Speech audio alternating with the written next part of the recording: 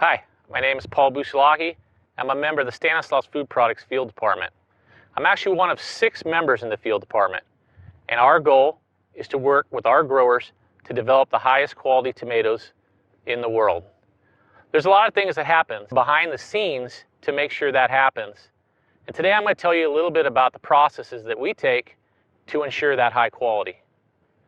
It first starts with our grower base, again working hand in hand throughout the growing season. First part is in the winter time, when we actually sit down with the growers and start to develop our plan for the upcoming season. We get a list of each and every potential field that we're going to grow tomatoes in. We then go out to those fields and we take soil samples. We take those soil samples back to a lab where they run a bunch of tests on it. They then give us the breakdown and tell us exactly what's in that soil profile and the different nutrients that are available to the different plants. From there, we go back to the grower. We now tell him what fields that we want to plant our tomatoes on. And we also tell them what varieties. Yes, we tell them what varieties we actually want them to plant. From there, we are in the fields until harvest. We are another set of eyes for the grower. Shadow on the dirt, trying to help the grower in any way possible to produce the highest quality tomatoes. We even go as far as to take leaf samples. 3 times throughout the growing season, we'll take leaf samples of all the fields for our growers. Again, we'll take those leaf samples into a lab, and again, they'll run tests on those leaf samples. It'll give us an idea of the overall health of the tomatoes. That leads us to harvest. Harvest comes about the middle of July, and harvest is by far our busiest time of the year. Coordinating all the trucking and all the harvesting to bring the tomatoes to the cannery. Our main job during that time of the year is going to each and every field and determining the peak of ripeness for each field and making sure we're harvesting it during that time. As the cannery runs 24 hours a day, we in the field are harvesting 24 hours a day to ensure that we have a rateable flow of fruit and have the freshest product possible.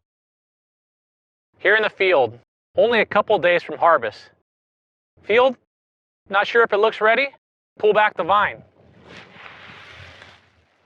Red ripe tomatoes ready for harvest.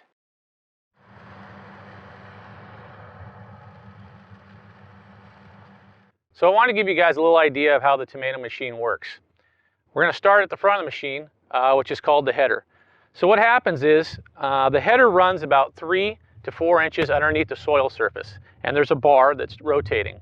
And what it does, it actually pulls the roots up out of the ground, and the tomatoes on the vine actually come up onto our belt here and travel all the way up to the top of the machine. As they come to the top of the machine, there's actually a gap between this belt and the next set of belts. That's called our dirt gap.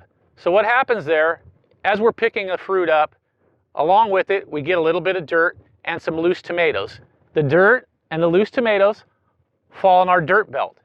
What happens here is the tomatoes and the loose dirt come down. The red tomatoes, the color boxes are set to look for red tomatoes. As the red tomatoes come across, they kick the tomatoes back onto the belt, and the dirt falls back down into the furrow. The tomatoes continue down the belt here where we have our fan. This sucks out any loose or broken tomatoes as well as any loose vine or vine particulate, sucked up the top and blown out the back of the machine.